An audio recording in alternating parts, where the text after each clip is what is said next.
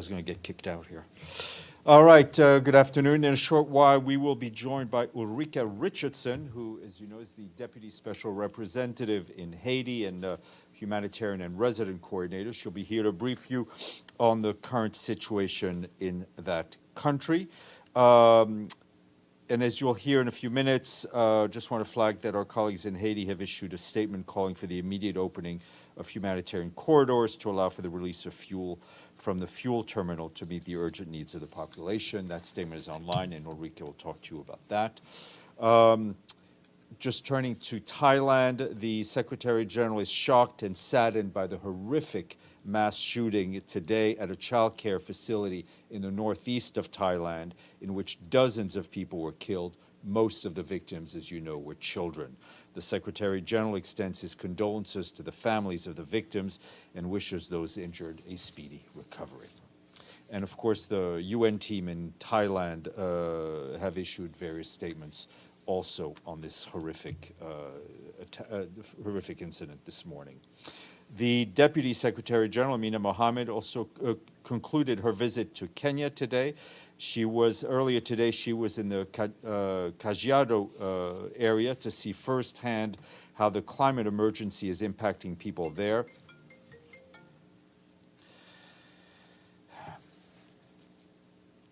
I know. Not the boss. The boss has a different ring. Sorry. So Amina Mohammed was in Kajiado to see firsthand how the climate emergency is impacting people there. Kajiado is a county south of Nairobi that has been heavily impacted by the ongoing drought in Kenya. Ms. Mohammed visited a vaccination and livestock feed facilities and a hospital where she saw a nutrition program, interacted with health workers and members of the community.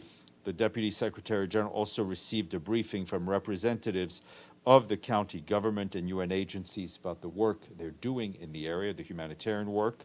Also in Nairobi, the Deputy Secretary General met with Rigathi Gachagua, the Deputy President of Kenya.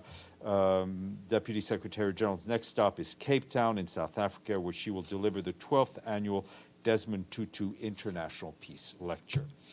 Back here this morning, the Security Council held an open meeting on strengthening the fight against the financing of armed groups and terrorist groups through illicit trafficking of natural resources in Africa.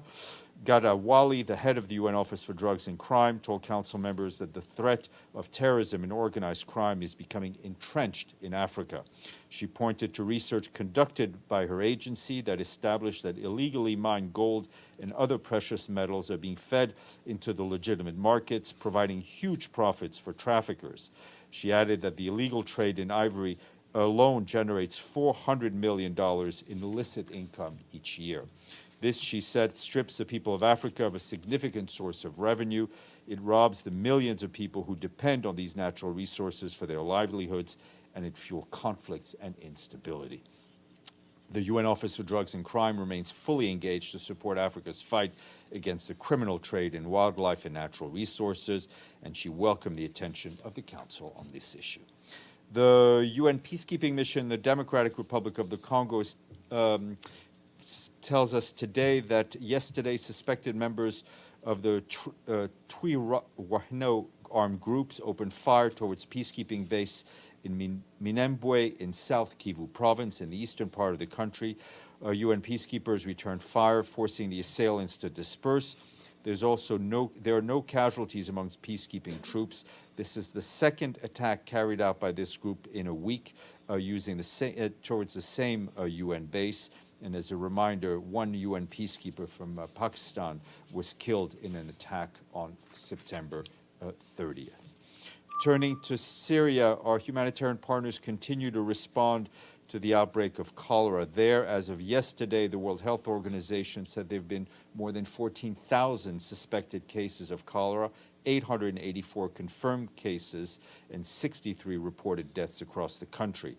This rise in cases is compounded by severe countrywide water shortages resulting from low water levels in the Euphrates and drought-like conditions, as well as destruction or deterioration of water infrastructure, which has left people reliant on unsafe water sources.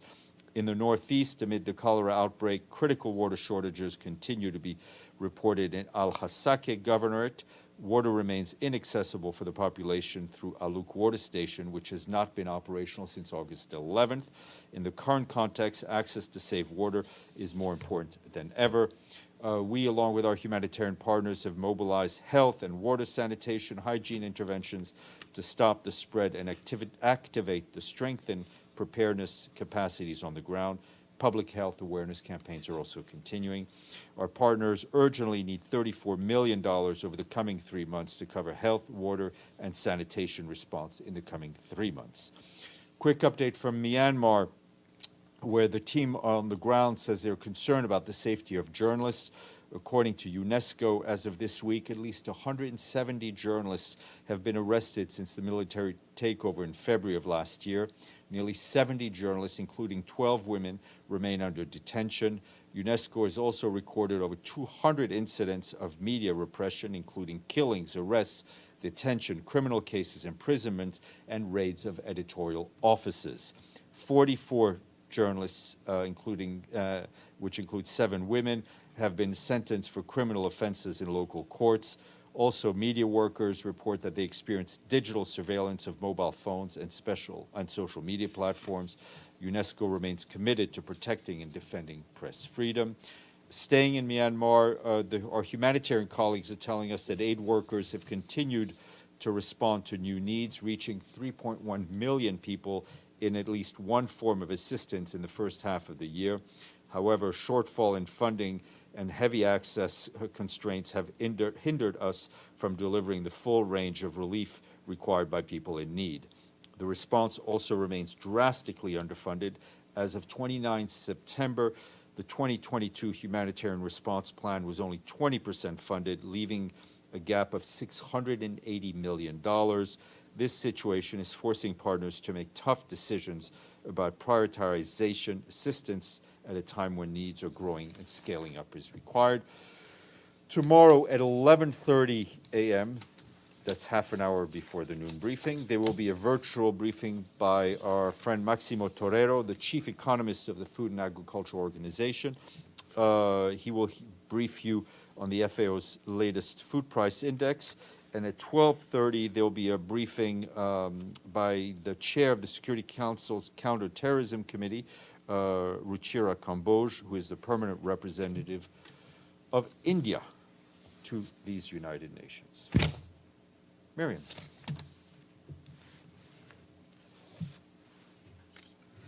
Thank you, Steph. Iranian state news agency released a video. Where did you go? Iranian state news agency released a video of 2 French citizens, and both have been accused of spying. French government had a firm reaction to that, calling it a lie and staged the video. Did you hear anything about this video? Did you watch it, and what is the reaction of Secretary No, I have General? not seen that video. We've heard those reports. As with anyone who is detained, we hope and expect they are given due process, but it's an issue that I understand being dealt with bilaterally. Another question, sorry. Amnesty International published a report today saying at least 82 people killed in Zahedan by security forces. In where, sorry? Zahedan. It's a city in Iran. On September 30th. These 82 people are including children and women. This happened by firing live ammunition, metal pellets, and also bullets. Have you received these reports, and what is... No, I mean, I think our reaction has been the same since the beginning, is that we've spoken out against the use of live ammunition. We have also called on the authorities to ensure that people are able to protest peacefully and not ever to use disproportionate force as we would do in cases around the world. Edie? Thanks, Steph. 2 questions. First, on the Russian letter to UN member states calling for a secret ballot vote in the General Assembly, Ambassador Nebenzia says that the Office of Legal Affairs confirms that a secret ballot can be held in decision-making. Can you please ask the Office of Legal Affairs on our behalf whether this is true, and if so, whether there has to be a vote of the membership in some way before this on? Well, let me see what I can get for you. Obviously, it's up to the membership to decide on their own procedures, but let me see what else I can get for you on that.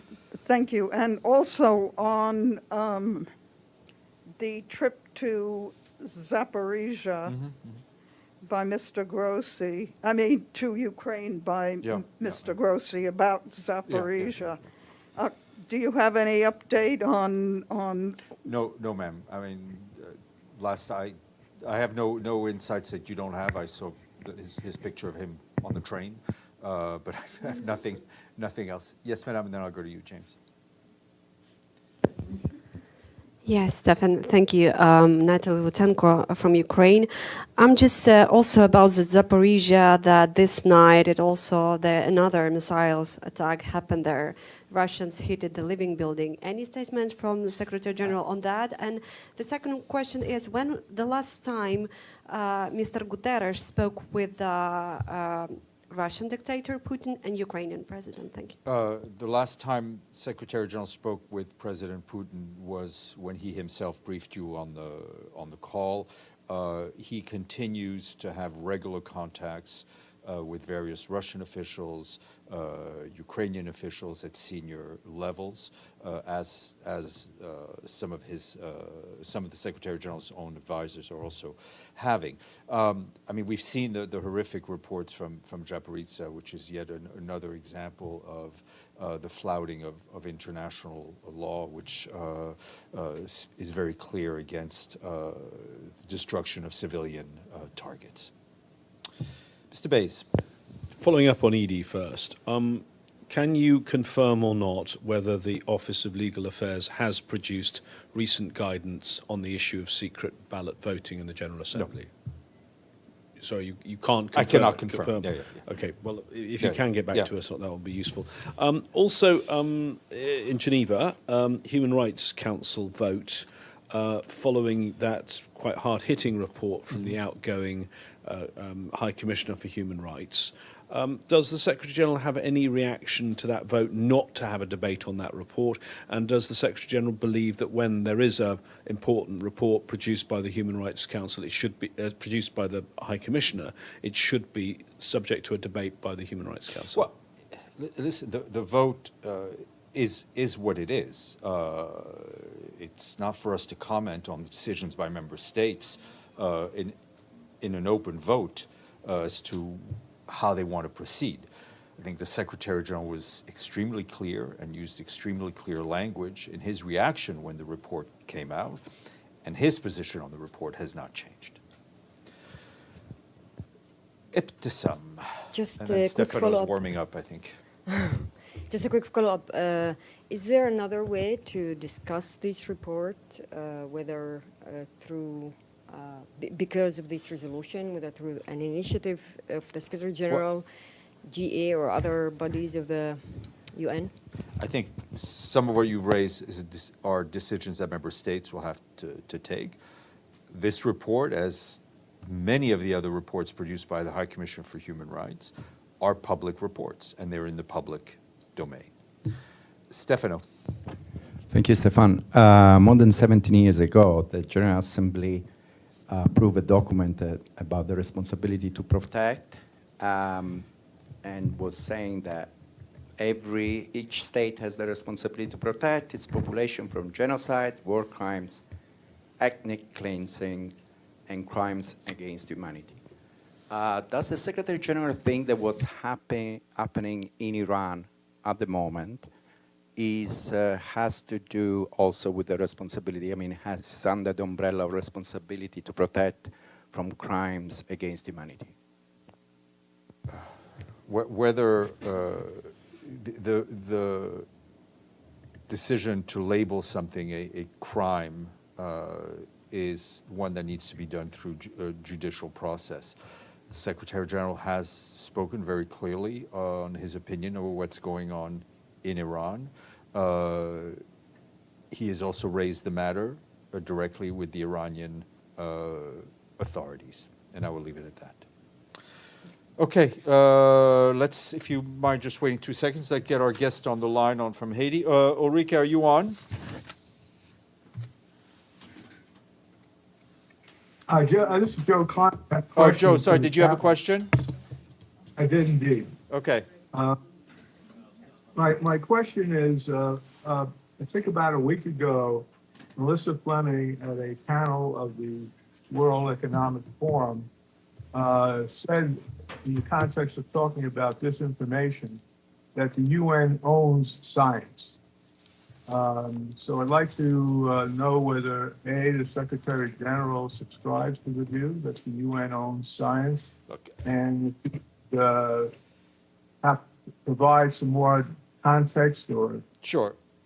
I mean, What she meant. first of all, I think that was a turn of phrase, and it is not it's not proprietary. But what is clear is that all information that the UN produces, the information, the statistics, is public information and are available for everyone to examine.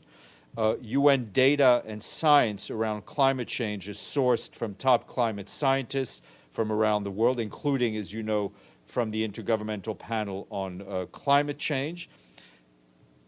The science, the data, the information that we produce is apolitical, and I think is widely considered to be authoritative. We work, and that's not a secret, with social media, with many digital platforms, including Google, to ensure that all this information is widely accessible to users. And obviously, I think on social media platforms, it's clear that the UN is not the sole source of information. Okay. I don't see any other questions online. Ulrike, are you on? If I could ask our colleagues from Haiti to connect.